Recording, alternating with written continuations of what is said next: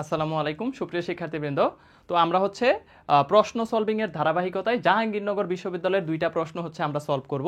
খুবই সুন্দর প্রশ্ন এবং জাহাঙ্গীরনগরের প্রত্যেকটা শিফটে আসছে, মানে জাহাঙ্গীরনগরের সবগুলা শিফটেই প্রশ্নটা আসছে, মানে যতগুলা শিফট হয়ে পরীক্ষা হয়েছে সবগুলা শিফটেই প্রশ্ন আসছে, তার মানে ইম্পর্টেন্ট প্রশ্ন।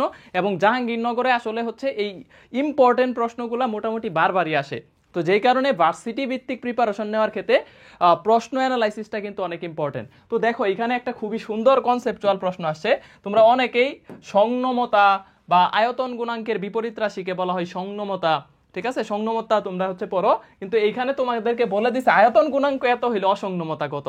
একটা তেলের আয়তন গুণাঙ্ক দেওয়া আছে, দেখো এখানে বলছে যে একটা তেলের আমাদের কি দেওয়া আছে বলো, আয়তন গুণাঙ্ক দেওয়া আছে। তাহলে আয়তন গুণাঙ্ক দেওয়া থাকলে আমাদের সেই ক্ষেত্রে আয়তন গুণাঙ্ক যদি দেওয়া থাকে সেই ক্ষেত্রে হচ্ছে আমরা বের করতে হবে যে এখান থেকে আমাদের কত বলতো, অসংনমতা বের করতে বলছে।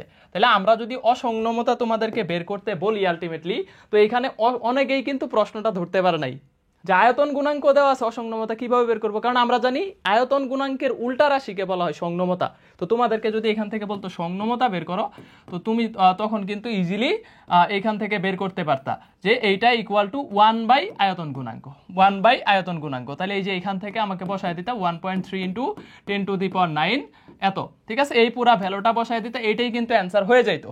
কিন্তু যেহেতু বলছে আয়তন গুণাঙ্ক দেওয়া আছে, অসংনমতা বের করো, এইটার একটা থিওরি হচ্ছে আয়তন গুণাঙ্ক যেটা ওইটাই অসংনমতা। তাহলে এইখান থেকে অসংনমতার ভ্যালু যেটা দেওয়া আছে ওইটাই কিন্তু অ্যান্সার হবে। দেখো অঙ্ক না করে অ্যান্সার করা যায়, কিন্তু ভার্সিটি তোমাকে ভর্তি পরীক্ষার সময় টেস্ট করে নিবে যে তুমি আসলে জানো কিনা। তাহলে এইটার ভ্যালু হবে কত বলতো, 1.3 ইন্টু 10⁹ প্যাসকেল। তাহলে এইটাই অ্যান্সার। দেখো এইটা কত আছে, প্যাসকেল আর নিউটন পার মিটার স্কয়ার একই একক। তাহলে এই যে দেখো জাহাঙ্গীরনগরে আসছে 1.3 ইন্টু 10⁹।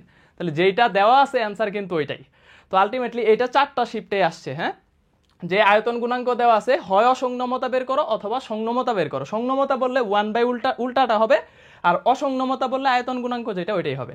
আরেকটা প্রশ্ন দেখবো, এই প্রশ্নটাও হচ্ছে দেখো এইটা আমাদের জাহাঙ্গীরনগরের সবগুলা শিফটে আসছে, শুধু মান চেঞ্জ করে দেওয়া আছে যে পৃথিবীর ব্যাসার্ধের 1/3 অংশ কোন শিফটে আসছে 2/3, কোন শিফটে আসছে 1/4, এরকম, ঠিক আছে? যে 1/3 অংশের সমান দূরত্বে পৃথিবীর পৃষ্ঠ থেকে নিচের দিকে গভীরে। তো গভীরতার ক্ষেত্রে কিন্তু অভিকর্ষ ত্বরণের সম্পর্ক আমরা জানি, ওই যে ঘনত্বের সূত্রটা 4/3 পায়ার রোজি। তো বলছে যে অভিকর্ষ ত্বরণের ভ্যালু কত জাহাঙ্গীরনগর 23-24 প্রশ্ন। তো এই প্রশ্নটাতে কিন্তু তোমরা ওই সেম সূত্রটা অ্যাপ্লাই করতে পারবা না যে জি ইকুয়াল টু gm/r²। এখানে তোমার অভিকর্ষ ত্বরণের যে সূত্রটা নিতে হবে এটা হইতেছে কত বলতো, 4/3 পাই রো জি। এখন আর এর জায়গায় আমার বসাইতে হবে, যেহেতু গভীরতা দেওয়া আছে, আর মাইনাস কত ডি। জাস্ট এই সিম্পল সূত্রটা তুমি অ্যাপ্লাই করো। দেখো এখান থেকে আমি যদি 4/3 দেখো পাই রো জি, আর এই যে আর থেকে আমরা বলছে যে ব্যাসার্ধের 1/3 সমান, তার মানে ব্যাসার্ধের 1/3 মানে কত, r/3। তাহলে ডি এর ভ্যালু আছে, দেখো খেয়াল করো, r/3। তাহলে এই যে এই প্রশ্নটা আমি যদি সলভ করি, এখানে কত আসতেছে দেখো 2r/3। তাহলে 2r/3 আর এখানে 4/3, তাহলে 2/3 আর 4/3 এটা যদি তুমি গুণ করো তাহলে বুঝাই যাইতেছে যে 8/9। বাকি সবকিছু দেখো সেম, পাই আর রোজি পাই আর রোজি সবগুলাতেই কিন্তু সেম, শুধু সামনের পোর্শনটা আলাদা। তাইলে আমি আর অঙ্ক করব না, আমার অ্যান্সার হচ্ছে বি নাম্বারটা। এই প্রশ্নটা জাহাঙ্গীরনগরের সকল শিফটে আসছে।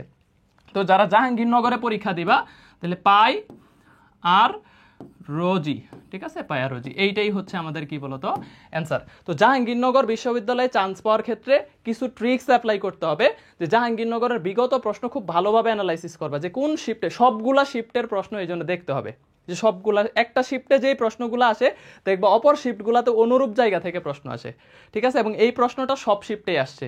তো একটা প্রশ্ন যদি পারো, এই প্রশ্নটা কিন্তু একটু অনেকেই স্কিপ করে বা একটু আনকমন টাইপের, বা একদম gm/r² কিন্তু সূত্রটা ইউজ করতে পারতেছো না। তো আশা করি আমরা হচ্ছে তোমাদের জন্য একটা জাহাঙ্গীরনগর বলো, রাজশাহী বলো, চট্টগ্রাম ভার্সিটি বলো, একদম ভার্সিটি ভিত্তিক স্পেশাল প্রিপারেশনের জন্য ফিজিক্স সেন্টার তোমাদেরকে হেল্প করবে ইনশাল্লাহ। ঠিক আছে, ভালো থাকো, আল্লাহ হাফেজ।